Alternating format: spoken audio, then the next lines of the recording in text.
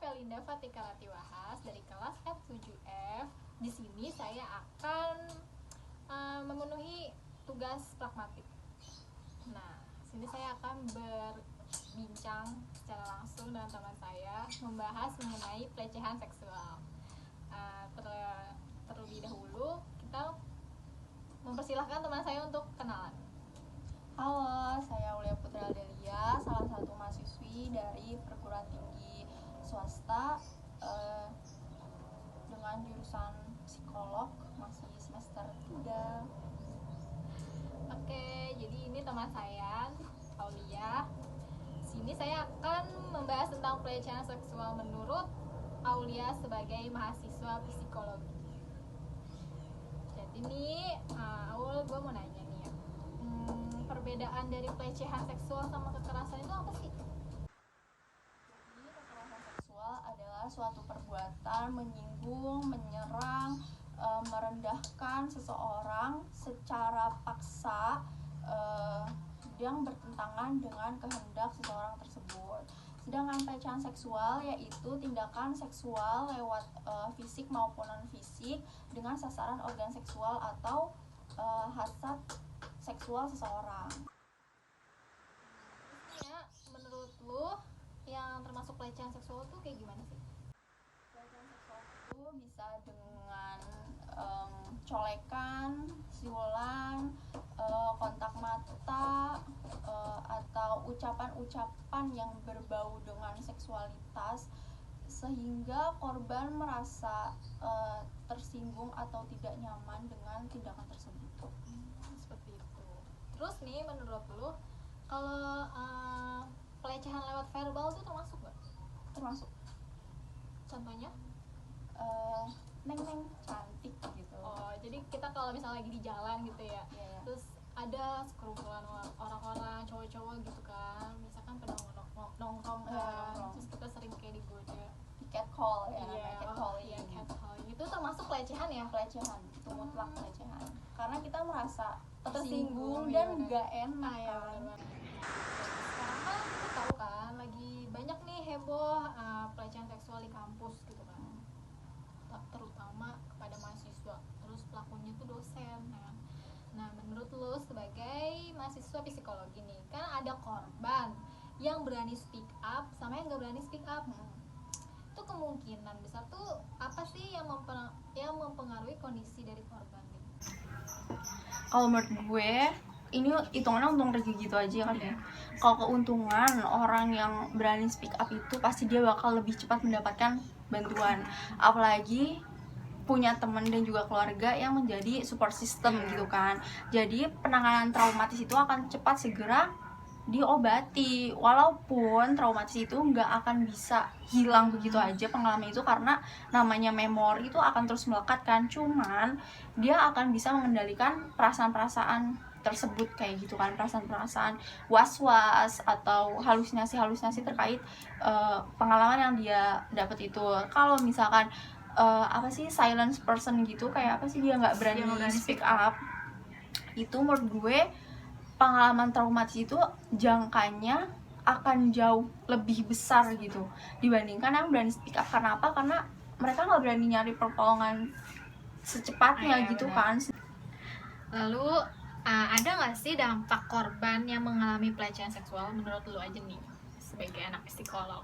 Jadi menurut gue dampaknya itu ketakutan, terus juga traumatis, terus juga depresi, sakit kepala, merasa sendirian, terus abis itu juga suka marah-marah gak jelas kan ya, karena punya halusinasi itu, merasa dihantui dengan kejadian tersebut. Terus abis itu juga bisa mengalami panic attack, anxiety, ya kayak gitulah. Parah sih dampaknya, bener-bener dia akan susah menjadi manusia yang kembali hidup normal seperti sedia kala itu. Jadi parah banget ya ternyata pelecehan Parah seksual banget itu. sih, makanya pelaku seksual itu amat sangat harus dihukum dengan, gue sih mikir kayak harus bejat nggak sih? Maksudnya harus setimpal. Iya setimpal, tapi karena di Indonesia ini memiliki HAM, jadi iya benar. orang juga nggak bisa, maksudnya nggak bisa Nggak bisa asal, ya. semena-mena ngasih hukum gitu kan. Benar-benar. Nah, ya kan sekarang banyak nih ya pelecehan seksual di kampus. Itu kenapa sih? Kenapa bisa terjadi di kampus? Ya kan? Apalagi sekarang tuh kan kayak dosen-dosennya gitu pada penjat atau pegawainya, aktivitas akademik yang lainnya gitu. Tuh kenapa bisa terjadi di kampus? Padahal kan kampus itu kan tempat kita menerima ilmu ya nggak sih? Terus kita belajar kan gitu.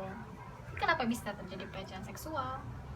Sebenarnya ada beberapa faktor, cuman yang apa ya,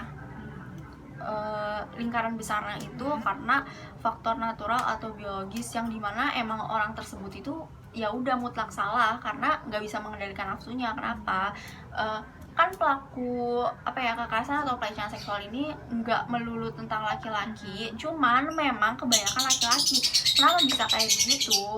Karena laki-laki memiliki dorongan seksual yang lebih dibandingkan perempuan. Jadi mereka bisa spontanitas aja gitu ngelakuin hal-hal kayak gitu tuh, emang nggak pikir panjang, yang penting hasrat mereka terpenuhi kayak gitu kan.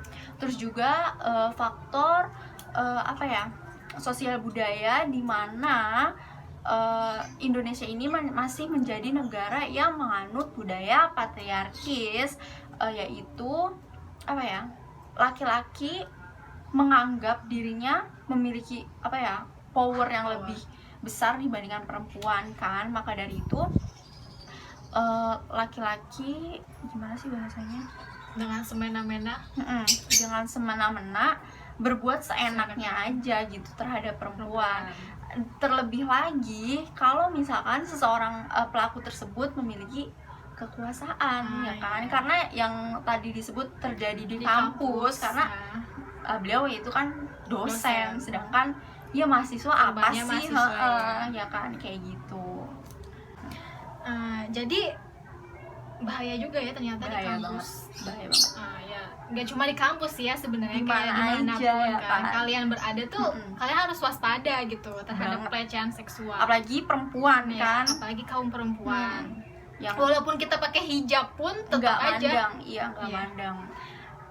Jadi terakhir ya buat Awo, gue mau nanya nih, kan sekarang lagi kontroversi nih tentang apa, pemerintah terutama di Kementerian Kemendikbud, dia tuh mengeluarkan Permendikbud nomor 30 tahun 2021. Nah ini tuh dikhususkan untuk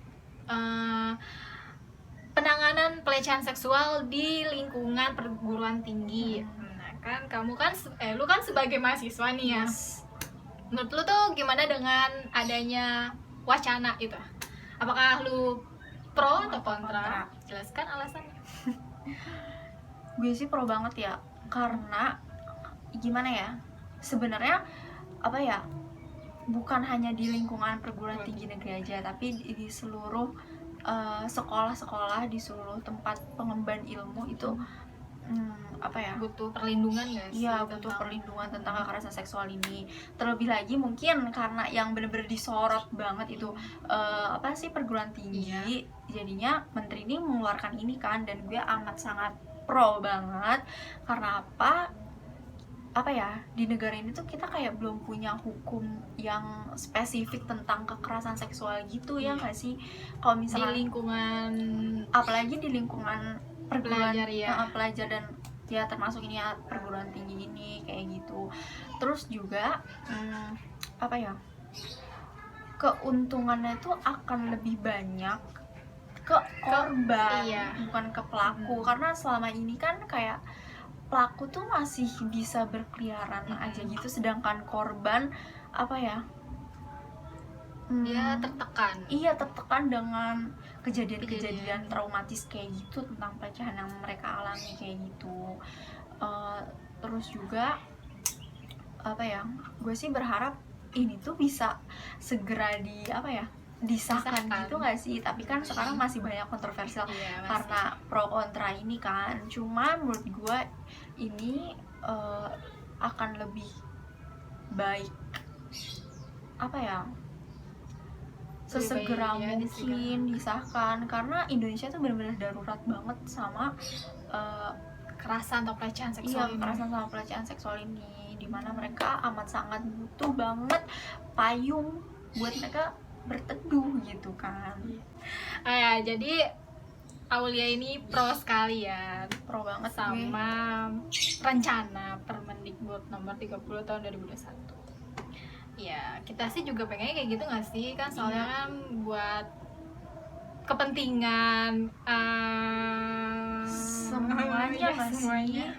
Kayak lu sering gak sih ngedenger desas-desus kekerasan seksual yang ada di kampus lu? Iya, Tapi sering malah banget. ditutup-tutupin. Iya. Sedangkan korban harus tiap hari tuh masuk kampus, Iya, ketemu sama tuh orang. tuh dosen.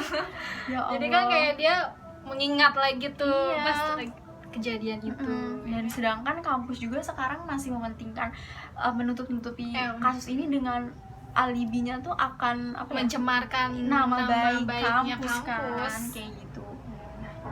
Ya, jadi terima kasih untuk Aulia sebagai narasumber saya. Apa sih? Gak apa kan nanti bisa dikat. Iya. Dia sudah menurut pandangannya si Aulia nih ya tentang pelecehan seksual dari yang dia pelajari sebagai mahasiswa psikologi. Ya, sampai di sini saja pembahasan saya untuk hari ini. Terima kasih yang telah menyaksikan dan mendengarkan. Semoga bermanfaat dan juga